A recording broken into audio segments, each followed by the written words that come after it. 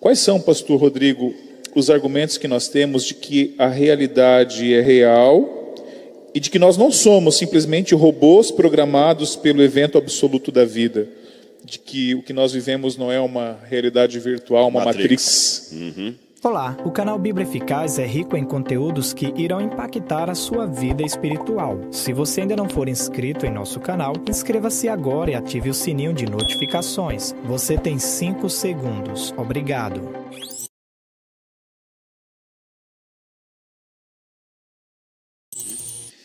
Quando falou determinismo, eu pensei que ia na questão da predestinação lá, mas não é nesse sentido, não. É determinismo filosófico. Filosófico. Não é? Eu respondo ao determinismo filosófico com Descartes.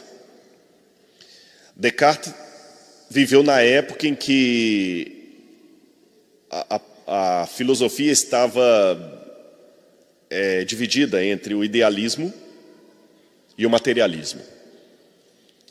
E os materialistas eram aqueles que duvidavam de tudo, até da razão. Até da razão. E a proposta do determinismo é isso. Como é que eu posso ter certeza que você está aqui na minha frente, que vocês existem, que isso não é uma ilusão? Porque você sabe, quando você está sob efeito de drogas, quando você está sob efeito de hipnose, quando você está dormindo, o seu cérebro começa a sinapse a produzir uma imagem que não existe. Você sonha, por exemplo, que está sendo perseguido por um cachorro que não existe. Você sonha com a imagem de alguém que já morreu que não está ali. Aliás, quem nunca fez xixi na cama não sabe o que é ter um sonho realizado. Vocês riram porque já aconteceu. Não, aqui no IES que não acontece essas coisas. Não acontece não, né? Então, o que ocorre? A questão do determinismo é isso. Como é que eu posso ter certeza que isso aqui está acontecendo? Então, Descartes fez o trabalho contrário. Descartes falou o seguinte, veja bem, ainda que isso aqui em volta seja uma ilusão, para a minha mente produzir essa ilusão, a minha mente tem que estar em algum lugar. Ainda que vocês não existam, eu tenho que existir. Porque senão não estaria projetando vocês. Aí ele falou uma frase em latim, cogito ergo sum, penso, logo existo. Eu posso duvidar de tudo, mas eu não posso duvidar da minha existência. Agora, se eu existo e sou limitado, então tem que ter algo ou alguém que projetou a minha existência. Se existe esse algo ou alguém, eu já não sou solitário no universo, tem eu e mais um. Tem eu e mais um. E se tem eu e mais um, por que esse mais um criaria somente eu e não os outros? Porque se só eu sou criado e o resto toda é ilusão, então eu sou muito poderoso. Mas se eu sou tão poderoso, então eu não posso ser determinado. Mas se eu sou limitado, então eu não sou determinado. Se eu não sou determinado, então é provável que vocês existam. Se é provável que vocês existam, então é provável que também Deus exista, porque criou vocês. Então é provável que a ilusão não seja verdadeira, que vocês de fato sejam reais. Uau! Isso aqui foi Descartes, eu tentei facilitar. Descartes trabalha com o método da desconstrução do pensamento. Ele desmonta para depois montar de novo. Fantástico.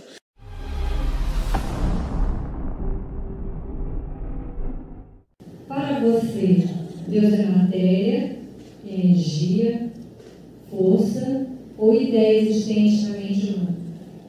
Bom, como eu coloquei ali, o Deus que eu acredito, para ser de acordo com aquela causa primeira, ele tem que ter alguns elementos. Ele tem que ser um ser inteligente, ele tem que ter vontade, ele tem que ter moral, ele tem que ter propósito, ele tem que ter amor, ele tem que ter onisciente, ele tem que ter aquelas características ali. Se faltar alguma daquelas coisas, ele não é grande o bastante para ser Deus. Agora, de um modo geral, descrever Deus é muito complicado. São Tomás de Aquino chegava a dizer que a teologia só falou do que Deus não é, porque o que Deus é ninguém sabe. Em essência, a nossa linguagem não consegue se apropriar de Deus. O cristianismo fala que Deus é uma trindade, mas esse 3 da trindade não é o 3 da matemática, porque o 3 da matemática eu posso acrescentar 1 e vira 4. Eu posso tirar 1 e vira 2. Deus não tem acréscimo, nem Deus é um ser cujo centro está em toda parte e a periferia não está em parte alguma. A Bíblia fala que Deus ama, eu amo, mas Deus não ama como eu amo. A Bíblia fala que Deus é amor, eu não sou amor. Então eu prefiro dizer que Deus é um ser que, se Ele não se revelar, eu não posso compreendê-lo, de tão grandioso que Ele é. Só que, para que vocês entendam esse processo da revelação de Deus, imagine que, ao eu dar a minha palestra aqui, houvesse um holofote com muitos watts de potência atrás de mim, uma grande luz atrás de mim. Vocês não aguentariam me olhar. O que vocês iam pedir? Desliga a luz que está atrás, para a gente poder conseguir ver o seu rosto. Deus, para criar todo o cosmos, tem que ter uma glória tão grandiosa, tão grandiosa, tão grandiosa, que a única maneira dele ficar visível é se ele se esconder. Entende o que eu quero dizer? Ele tem que apagar a luz dele. Por isso que Lutero dizia que os homens usam uma máscara para se esconder. Deus é o contrário. Deus usa uma máscara para se revelar. A maneira de Deus se mostrar é se ocultando. Por isso que ele parece tão pequeno às vezes. Por isso que ele é passível de ser rejeitado. Um homem tinha um aquário uma vez, quem conta isso é Philip Yancey, e ele, quando ia colocar água para os peixes fugiam dele. Ele ia trocar água, os peixes fugiam. Ele ia jogar ração, os peixes fugiam. Um dia ele falou, puxa vida, como é que eu faço para esses peixes verem que eu quero o bem deles, que eu os amo? Um amigo falou assim, mas você não percebeu, você é muito grande para os peixes, você parece um Deus, por isso que eles correm. Só tem um jeito, se você se tornar um peixe e entrar no aquário. Aí eles vão te entender, não vão ter medo, mas também podem te rejeitar. Foi isso que Deus fez quando ele se tornou carne e habitou entre nós, na pessoa de Jesus Cristo. Por isso que ele ficou tão pequeno que as pessoas o rejeitam. Obrigado.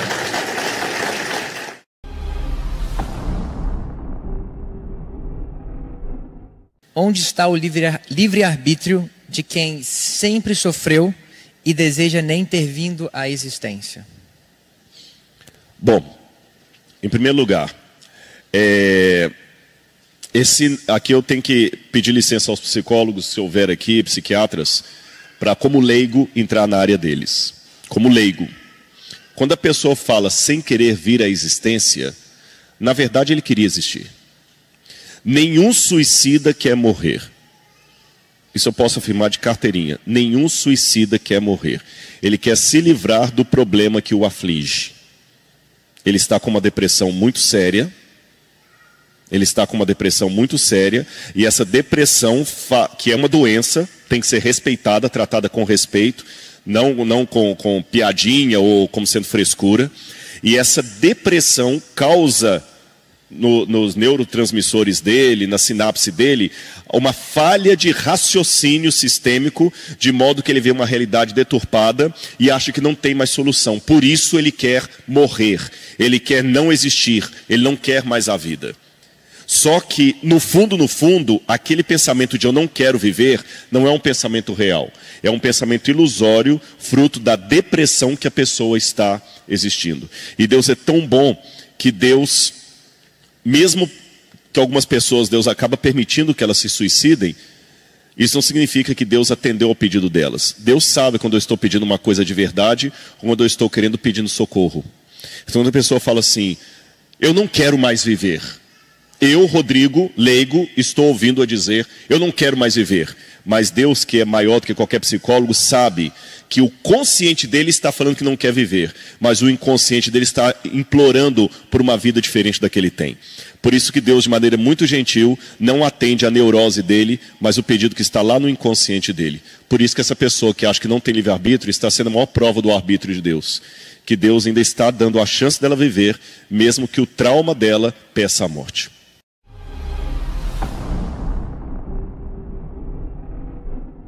Atos 21, 11. 10 e versículo 11. Demorando-nos ali por muitos dias, desceu da Judéia um profeta, de nome Ágabo.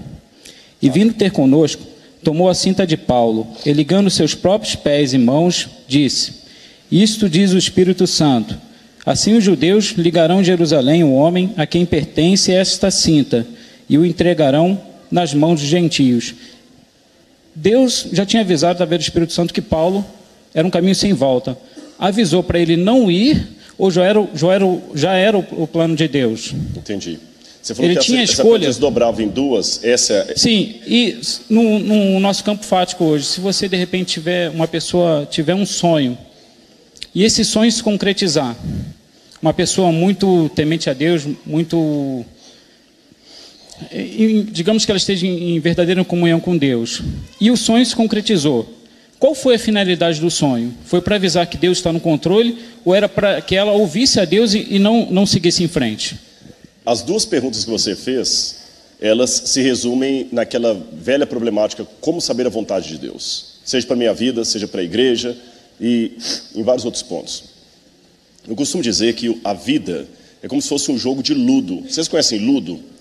Né? É um jogo que fica atrás da dama e são quatro jogadores que jogam. Na vida é a mesma coisa. Não nessa ordem, eu vou colocar os jogadores que jogam, não que eles jogam cada um nessa ordem, às vezes a ordem muda, tá certo? Um jogador que joga o ludo sou eu mesmo, com as decisões que eu tomo. Eu poderia ter tomado a decisão de não ter aceitado o convite de estar aqui, vocês teriam uma outra programação aqui hoje à noite, talvez alguns que vieram aqui não viriam, outra coisa aconteceria. Eu tomei minha decisão. Um segundo jogador que joga no ludo da vida é o acaso. Há coisas que acontecem por acaso. Carros furam pneu, chaves somem. Ontem eu perdi o caminho para entrar aqui. São coisas que acontecem. Há também um terceiro jogador, que é o próprio diabo, que ele também joga. Ele joga tentando atrapalhar os planos de Deus, ele joga tentando tirar você dos caminhos de Deus. E um quarto jogador, que é o próprio Deus, que também joga. Esses quatro jogadores estão interagindo na vida de cada um de nós.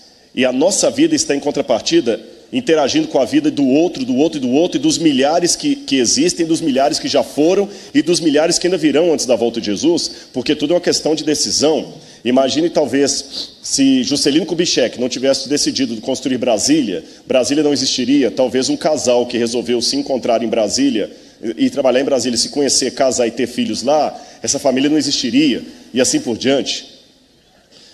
Se algumas pessoas não salvassem alguns judeus da Segunda Guerra Mundial, talvez algumas famílias descendentes desses judeus não existiriam. E assim vai. Então, nessa confluência toda, o interessante, algumas coisas aparentemente contraditórias acontecem.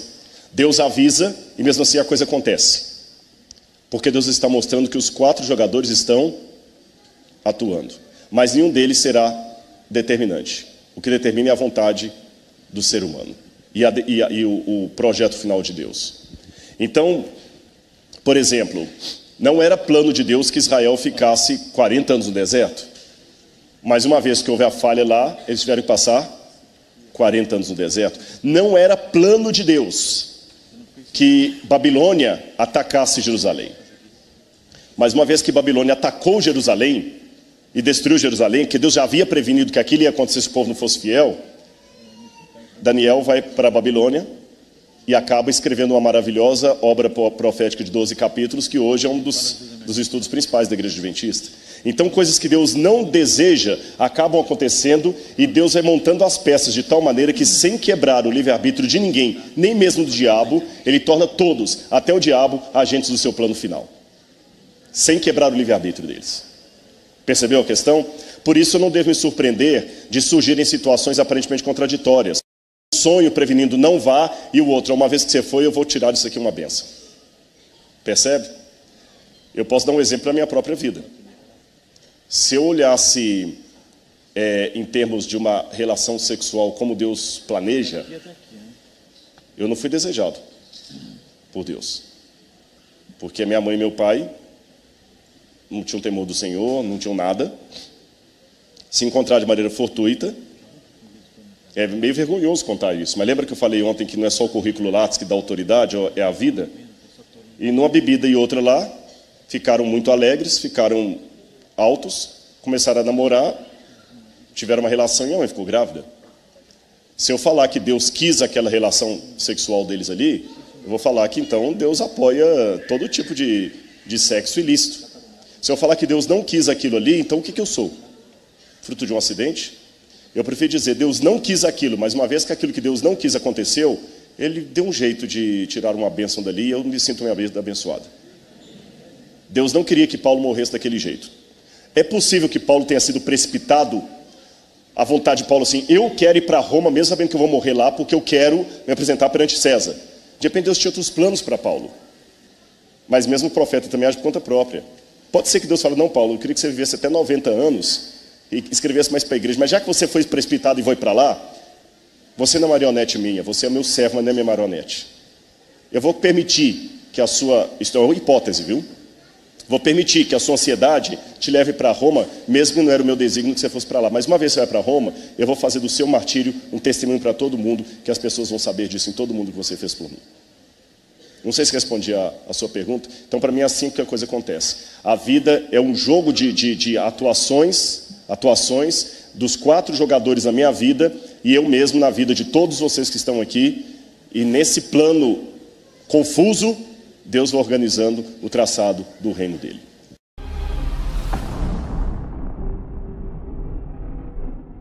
Então, a minha pergunta é sobre Ezequias. Ezequias, ele estava predestinado a morrer. Ele estava com uma doença. E ele pediu a Deus mais alguns anos de vida. E Deus deu mais 15 anos de vida para ele. E ele teve um filho. E esse filho foi muito ruim. Tipo, ele matava, ele queimava as pessoas. Aí a minha pergunta é, por que Deus permitiu que ele tivesse esses 15 anos de vida e permitiu que ele tivesse esse filho, se esse filho é ruim e Deus sabe de tudo do futuro? Essa pergunta é análoga a uma série de outras que podíamos fazer. Por que Deus permitiu Adolf Hitler nascer, sabendo que ele ia praticar o mal e matar 6 milhões de judeus? Por que Deus permitiu tantas coisas? Eu acho que Deus permitiu desde lá de trás, quando alguém podia perguntar por que ele permitiu criar Lúcifer, sendo que Lúcifer viraria Satanás. Eu respondo com alguns elementos para você. Letra A, porque Deus não duela com o seu caráter.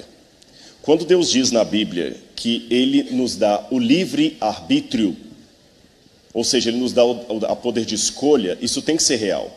Eu vou explicar o que eu quero dizer para vocês. Vamos supor que eu vá dar aulas aqui no IPAI, e eu chego no primeiro dia de aula e digo para os alunos assim, olha, vocês podem escolher se querem fazer matéria comigo ou não, se eu sou um bom professor ou não. Vocês vão me dar 0 ou 10. Uau, não tem nem 7, é 0 ou 10.